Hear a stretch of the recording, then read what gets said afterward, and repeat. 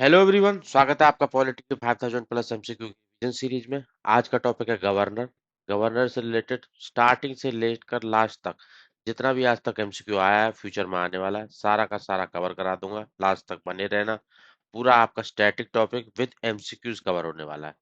Start करते हैं with first MCQ.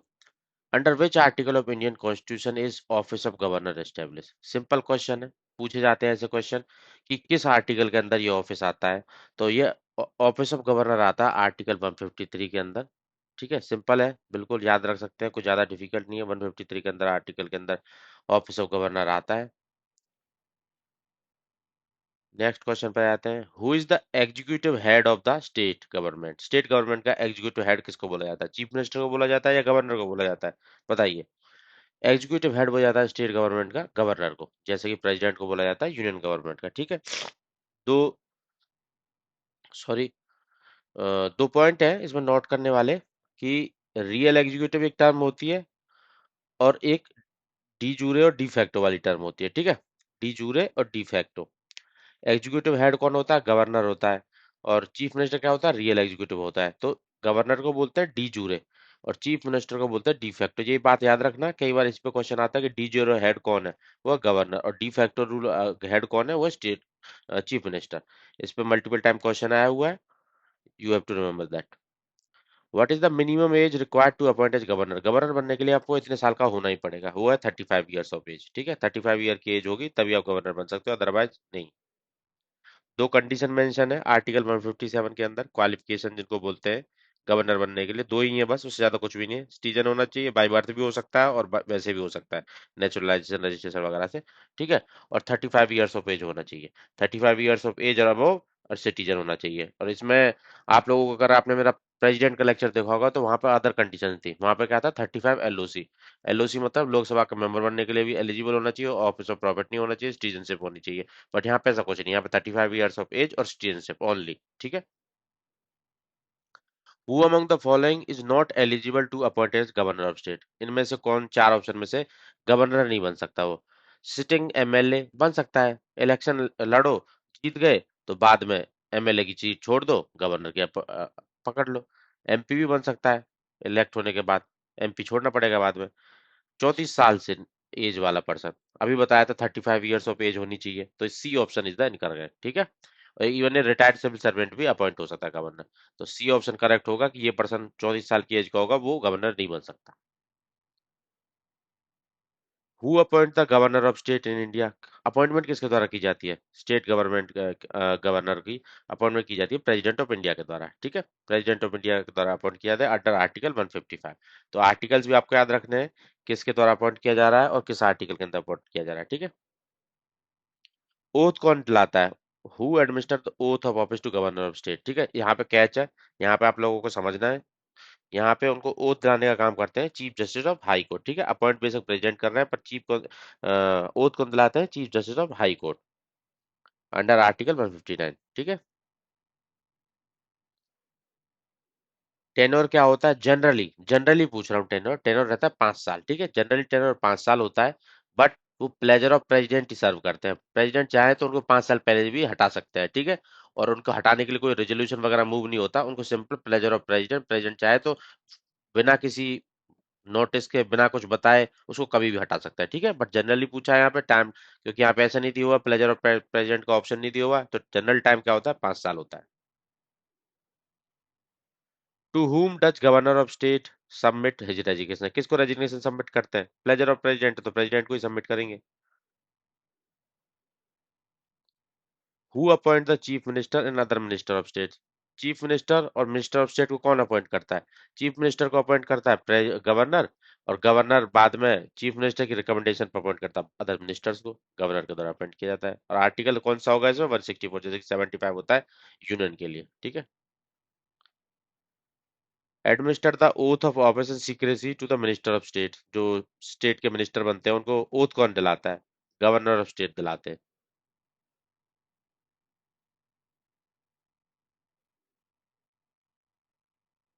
Which of the following is not appointed by the governor. Governor में से चार में से किसको अपॉइंट नहीं करता? देखो, चीफ मिनिस्टर को गवर्नर अपॉइंट कर रहा था, पर बाकी मिनिस्टर को भी चीफ मिनिस्टर की हेल्प से गवर्नर अपॉइंट कर रहा था। एडवोकेट जनरल को गवर्नर अपॉइंट कर रहा था। Chairman of state public service commission को गवर्नर अपॉइंट करता है। जज ऑफ हाई कोर्ट को गवर्नर अपॉइंट नहीं करता, प्रेसिडेंट अपॉइंट करता है। सुप्रीम कोर्ट हो, हाई कोर्ट हो, जज को अपॉइंट कौन करते हैं? President. Under article 207 high court के जजेस को प्रेसिडेंट के द्वारा अपॉइंट किया जाता है, ठीक है। Who has the constitutional authority to summon the state legislative assembly? State legislative assembly को सम्मन करने की पावर किसके पास होती है? ये होती है गवर्नर के पास, ठीक है। समन करना, प्रोरोग करना, डिसॉल्व करना, ये सब पावर किसके पास होती है? अपने गवर्नर के पास। A money bill in state legislative assembly can be introduce only with the prior recommendation. जैसे कि यूनियन लेवल पे मनी बिल को इंट्रोड्यूस करने के लिए किसकी रिकमेंडेशन चाहिए होती है? प्रेसिडेंट की चाहिए होती है। उस तरीके से स्टेट लेवल पर किसकी चाहिए होती है? गवर्नर की चाहिए होती है, ठीक है। सर्टिफिकेशन यहाँ पे भी कौन देता है? स्पीकर ही देता है कि मनी बिल है या नहीं है। Under which article does governor of state has power to promulgate ordinance? Ordinance issue करने की पावर किस आर्टिकल के अंदर है? गवर्नर के पास। जैसे आर्टिकल 123 के अंदर प्रेसिडेंट ऑर्डिनेंस इशू कर सकता है जब हाउस सेशन में नहीं है, 1 और 2 कोई सा भी, ठीक है। तो ऐसे ही गवर्नर के पास भी पावर होती है, आर्टिकल 213, ठीक है। 1 और 2 की पोजीशन छोड़ दो, वहां पे 123 है, यहाँ पे 213 है ऑर्डिनेंस इशू करने की पावर, पर बशर्ते हाउस सेशन में नहीं होना चाहिए। हाउस जैसी सेशन में आया, उसको बिल को 6 वीक के अंदर पास करना पड़ेगा जो ऑर्डिनेंस को, अदरवाइज वो नल एंड वॉइड हो जाता है, ठीक है। टाइम पीरियड भी साथ को याद रखना है। A state ordinance promulgated by governor must be approved by state legislature within. जो ऑर्डिनेंस इशू किया है स्टेट गवर्नमेंट में गवर्नर के द्वारा, तो उसको कितने दिन में अप्रूव करना पड़ेगा स्टेट लेजिस्लेचर को? 6 वीक के अंदर, मतलब 42 डेज के अंदर, अदरवाइज वो नल एंड वॉइड हो जाएगा। When the office of governor fall vacant. Governor का जब ऑफिस खाली हो जाता है, मतलब वैकेंट मतलब कि कुछ दिक्कत हो गई है, डेथ हो गई है, या फिर उनकी तबीयत खराब है, कुछ भी रीजन हो सकता है कि उस टाइम वो ऑफिस में नहीं है, ठीक है। तो who discharge the function until a new governor appoint? जब तक नया गवर्नमेंट नहीं आएगा, जब तक उनकी जगह कौन फंक्शन डिस्चार्ज करने वाला है?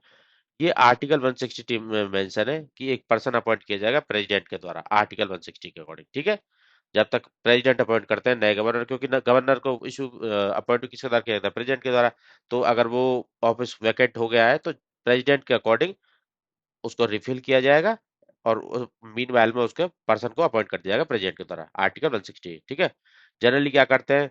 प्रेसिडेंट एक पर्सन लेके आते हैं, या फिर गवर्नर और अदर स्टेट को एडिशनल चार्ज दे देते हैं, या फिर chief justice of high court, जैसा पहले किया जाता था। अभी ये फॉलो नहीं होता, chief justice of high court को पहले किया करते थे, ठीक है। दो केसेस है तो अदर गवर्नर को चार्ज दे देंगे, या फिर chief justice of high court. The provision that same person can be appointed as governor for 2 और मोर स्टेट। मतलब ये प्रोविजन अमेंडमेंट के थ्रू ऐड किया गया था कि एक गवर्नर को एक से ज्यादा स्टेट के लिए गवर्नर अपॉइंट किया जा सकता है, ठीक है। कौन से अमेंडमेंट के थ्रू किया गया था? सेवंथ अमेंडमेंट के थ्रू ही स्टेट रीऑर्गेनाइजेशन किया गया था, तो उसी टाइम पे इसको ऐड किया गया था, ठीक है। स्टेट रीऑर्गेनाइजेशन एक्ट वगैरह वाला 1956 का। Who has the power to transfer a governor from one state to another? एक स्टेट से दूसरे स्टेट में गवर्नर को ट्रांसफर करना है, इसकी पावर किसके पास है? प्रेसिडेंट के पास।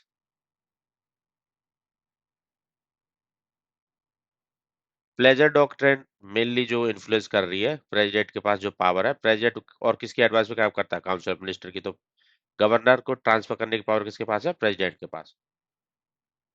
कंटिजेंसी फंड स्टेट किसके द्वारा ऑपरेट किया जाता है? गवर्नर के द्वारा। 267 में जैसे सेंट्रल लेवल पर कंटिजेंसी फंड है, ऐसे स्टेट लेवल पर कंटिजेंसी फंड है। What fraction of total strength of state legislative council nominated by governor? Governor के द्वारा कितने मेंबर लेजिस्लेटिव काउंसिल में नॉमिनेट किए जाते हैं? तो 1/6 मेंबर को गवर्नर नॉमिनेट करता है लेजिस्लेटिव काउंसिल के अंदर। और किस किस फील्ड से? Literature, science, art, social service और कोऑपरेटिव मूवमेंट। कोऑपरेटिव मूवमेंट याद रखना है आपको, ये अलग है कुछ, है ना। पार्डनिंग पावर गवर्नर की आर्टिकल 161 के अंदर मेंशन होती है, जैसे 72 के अंदर प्रेसिडेंट की मेंशन होती है, ठीक है। तो कौन सी पार्डनिंग पावर गवर्नर के पास नहीं होती? पार्डन कर सकता है, हाँ कर सकता है। रिप्राइव कर सकता है, हाँ कर सकता है। रेविशन कर सकता है, कर सकता है। But pardon in case of death sentence को पार्डन नहीं कर सकता प्रेसिडेंट, ओ गवर्नर, सॉरी, ठीक है। तो गवर्नर के पास डेथ सेंटेंस को पार्डन करने की पावर नहीं होती, और ना ही जो क्या बोलते हैं उसको, आर्म फोर्सेस कोर्ट मार्शल वाले केस में वहां पे पार्डन नहीं कर सकता। दो केसेस में इसके पास पावर नहीं होती, ना तो डेथ सेंटेंस को पार्डन कर सकता है, ना कोर्ट मार्शल केसेस को गवर्नर। फर्स्ट वुमेन गवर्नर कौन थी इंडियन स्टेट की? वो थी सरोजनी नायडू जी। 47 से 49 का टाइम पीरियड, ठीक है। उत्तर प्रदेश के अंदर बनी थी। चांसलर की तरह कौन काम करता है स्टेट यूनिवर्सिटी में? गवर्नर रहते हैं, और यही वाइस चांसलर अपॉइंट करते हैं। आर्टिकल 200 से रिलेटेड क्वेश्चन, इंडियन कॉन्स्टिट्यूशन में किससे डील करता है? ठीक है, गवर्नर की कौन सी पावर होती है? आर्टिकल 200। आर्टिकल 200 के अंदर पावर होती है बिल को असेंट देना है नहीं देना, assent to bill pass by state legislature. ठीक है, ये आर्टिकल 200 के अंदर मेंशन है। तो उसमें उसके बाद ऑप्शंस होते हैं कुछ कुछ। ठीक है, ऑप्शन मतलब एसेट दे सकता है, विदहोल्ड कर सकता है, रिटर्न कर सकता है, अगर मनी बिल नहीं है तो रिजर्व कर सकता है प्रेसिडेंट के पास। ठीक है, तो रिजर्वेशन की पावर आर्टिकल 200 के अंदर ही है। ठीक है, आर्टिकल 201 में क्या है इंडियन कॉन्स्टिट्यूशन के? प्रेसिडेंट की पावर, जैसे 200 में रिजर्व कर लिया था उसने प्रेसिडेंट के लिए। ठीक है, तो 201 के अंदर क्या होगा? प्रेसिडेंट के पास जो पावर है असेट करने की बिल रिजर्व बाय गवर्नर। ठीक है, गवर्नर ने जो बिल रिजर्व किया था प्रेसिडेंट के लिए, तो उसके पास प्रेसिडेंट के पास पावर पहुंच जाती है इस बिल को असेट देला ली देला या रख लेला है। ठीक है, रिकंसिडरेशन के भेजला, जो भी कंडीशन है। तो और ऐसा भी होता है कि जब रिकंसिडरेशन के लिए भेजा है और दोबारा लेजिस्लेटिव असेंबली उसको दोबारा भेज देगी बिल को विदाउट मेकिंग एनी चेंज, तो प्रेसिडेंट के पास एक सुपर पावर होती है कि उस टाइम पे वो जरूरी नहीं है उसको उसको असेंट देना ही है। ठीक है, जैसा कि उसको सेंटर के केस में करना पड़ता है, यहाँ पे वो असेंट नहीं देगा अगर उसको माने तो। ठीक है, president is not bound to give assent as an article 111, मतलब जैसे उसको यूनियन के बिल में अगर रिकंसिडरेशन के बाद भी दोबारा बिल आ जाता है तो उसको असेंट देना पड़ता है। बट स्टेट लेजिस्लेचर के केस में अगर बिल को रिजर्व किया गया है प्रेसिडेंट के लिए तो वो बाउंड नहीं है असेंट देने के लिए, इवन इफ रिकंसिडरेशन के बाद भी बिल उसके पास आता है तो। ठीक है, In which of the following cases governor constitutionally required to reserve a state bill for consideration of president? President के कंसिडरेशन के लिए बिल को रखना पड़ता है गवर्नर के द्वारा, तो इनमें से कौन से वो प्रोविजन है? ठीक है, देख लेते हैं। जैसे पावर ऑफ हाई कोर्ट पे कुछ आ रहा हो तो बिल को रिजर्व किया जा सकता है प्रेसिडेंट कंसिडरेशन के लिए। ठीक है, affective interstate trade and commerce तब भी रिजर्व किया जा सकता है। कॉन्स्टिट्यूशन को वायलेट कर रहा है तब भी रिजर्व किया जा सकता है। डीपीएसपी का अपोज कर रहा है तब भी रिजर्व किया जा सकता है। तो चार ऑप्शन करेक्ट है। बिल को रिजर्व करना by governor for the consideration of president. ठीक है, हाई कोर्ट की power, interstate trade commerce, bill violating provision of constitution, direct DPSP को वायलेट करना। ठीक है, तो इन केसेस में किया जाता है reserve. Which of the following power is exercise by governor with respect to schedule area? Schedule area मतलब फिफ्थ शेड्यूल के अंदर जो शेड्यूल एरिया होते हैं उनसे रिलेटेड गवर्नर के पास क्या पावर होती है? ठीक है, power to appoint the chairman of NCST, ये पावर गवर्नर के पास होती है नहीं होती? बताइए। एनसीएसटी के चेयरमैन को अपॉइंट कौन करता है? गवर्नर थोड़ा करता है, तो ये पावर ली होती। ठीक है, नेक्स्ट देखते हैं power to declare an area schedule area, ये भी उसके पास नहीं होती। Power to make regulation for peace and good governance, ये पावर होती है। पीस एंड गुड गवर्नेंस के लिए कोई भी रेगुलेशन बना सकता है शेड्यूल एरिया से रिलेटेड गवर्नर, ये पावर गवर्नर की होती है। ठीक है, गुड गवर्नेंस वाली,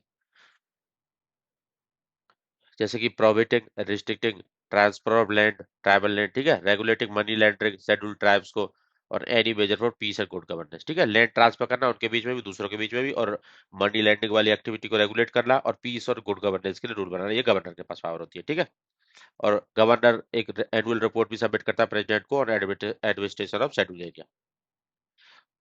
एक एरिया को शेड्यूल एरिया किसके द्वारा डिक्लेयर किया जाता है? प्रेसिडेंट के द्वारा। एससी की लिस्ट एसटी की लिस्ट कौन चेंज करता है? पार्लियामेंट। तो ये सब पावर गवर्नर की ली है। ये पावर जैसे कि एरिया को शेड्यूल एरिया डिक्लेयर करना है प्रेसिडेंट के पास, एसटी लिस्ट में चेंज करना है पार्लियामेंट के पास। ठीक है, एससी एसटी के अपॉइंटमेंट चेयरमैन की प्रेसिडेंट के द्वारा की जाती है। Under fifth schedule of Indian constitution which of the following special power done by governor enjoy with respect to schedule area? Schedule area के केस में गवर्नर किस तरह की स्पेशल पावर एंजॉय करता है? ठीक है, power to dismiss the tribal advisory council, ये पावर होती है नहीं होती है? बताइए। Power to amend any central state law for its application schedule area with the assent of president, हाँ ये पावर होती है कि सेंटर और स्टेट का लॉ शेड्यूल एरिया में किस तरीके से लगेगा, रेगुलेट करना है, उसको चेंज करना है, अमेंड करना है, या उस रूल को रिस्ट्रिक्ट ही करना है शेड्यूल एरिया के अंदर with the assent of president, ये पावर होती है गवर्नर के पास। ठीक है, तो B option is the correct answer.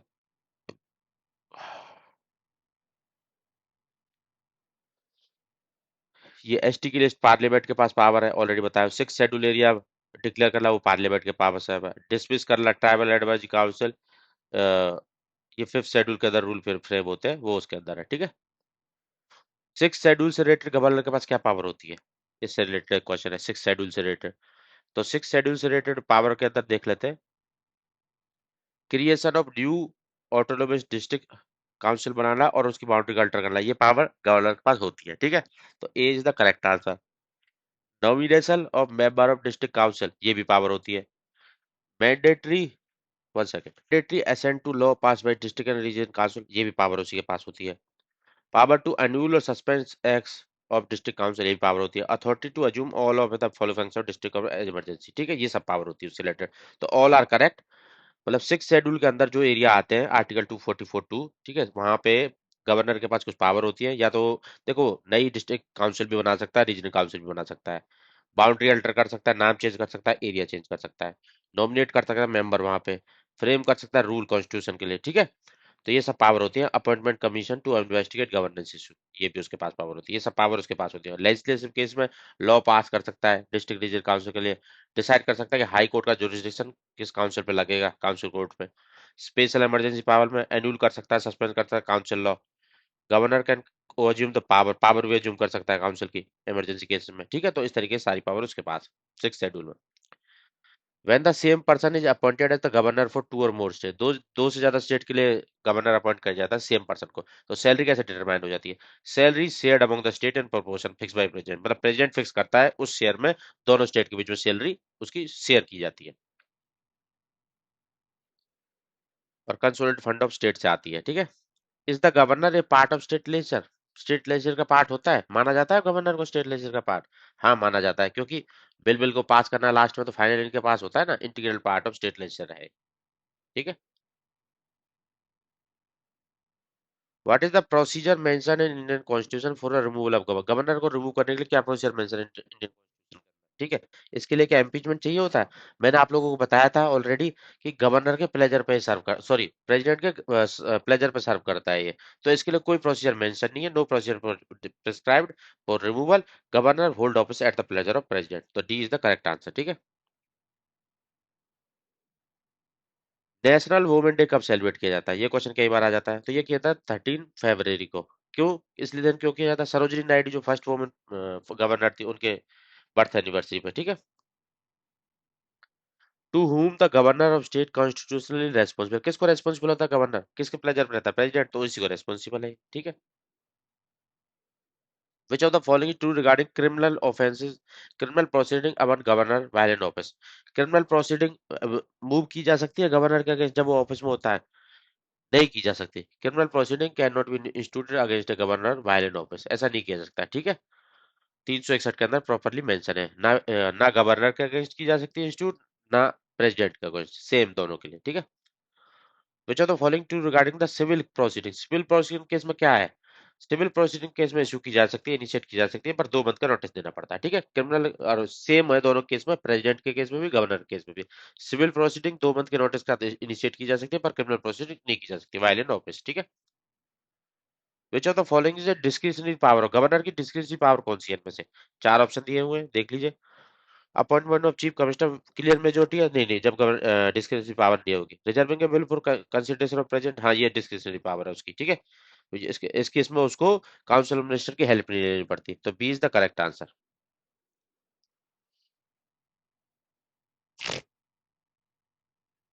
Which commission recommended that governor should be an outsider of the state, should not have taken part in active politics and research part? ये किस commission ने recommend किया था कि outsider होना चाहिए state का governor, और एक्टिव पॉलिटिक्स में रिसेंट टाइम में एक्टिव पार्टिसिपेट नहीं किया हो? तो ये रिकमेंड किया गया था सरकारी कमीशन के द्वारा, ठीक है। आउटसाइडर प्लस में रिसेंट पार्ट में पास्ट में एक्टिव पॉलिटिक्स का हिस्सा नहीं हो, ठीक है। दो टर्म याद रखनी है तो हो जाएगा क्वेश्चन कन्वर्ट, सरकारी कमीशन। 1983 में ये कमीशन बैठा था, ठीक है। इस पंची कमीशन से भी कई बार क्वेश्चन आता है, पंची कमिश्नर ने गवर्नर से रिलेट क्या बोला था?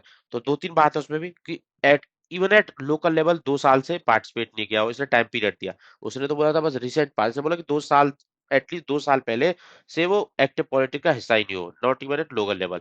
और चीफ मिनिस्टर से भी कंसल्ट करना पड़ेगा अपॉइंटमेंट में, ठीक है। और एक अपॉइंटमेंट कमेटी की बात की थी, prime minister, home minister, Lok Sabha speaker and chief minister से अपॉइंट करने के लिए गवर्नर का। और गवर्नर जैसे प्लेजर पर रहता है ना, प्लेजर पर नहीं रहेगा, 5 ईयर की फिक्स टर्म रहेगी, रिमूवल के लिए रेजोल्यूशन पास करना पड़ेगा स्टेट लेजिस्लेचर, ये सब पंची कमीशन ने रिकमेंड किया था। तो ऑल आर करेक्ट, ठीक है। ये पांचों पॉइंट याद रखने हैं, इससे कोई भी आता है एग्जाम में तो आपको पंची कमीशन मार्क कर देना। तो इसी के साथ हमारा टोटली कंप्लीट हो गया है अपना गवर्नर से रिलेटेड। गवर्नर से रिलेटेड कोई भी एमसीक्यू बचा नहीं है, ना इससे बाहर कुछ आता है ना कभी आएगा। तो इसी के साथ कवर अप करते हैं, मतलब फिनिश करते हैं आज का लेक्चर। मिलते हैं नेक्स्ट एपिसोड में। Thank you all.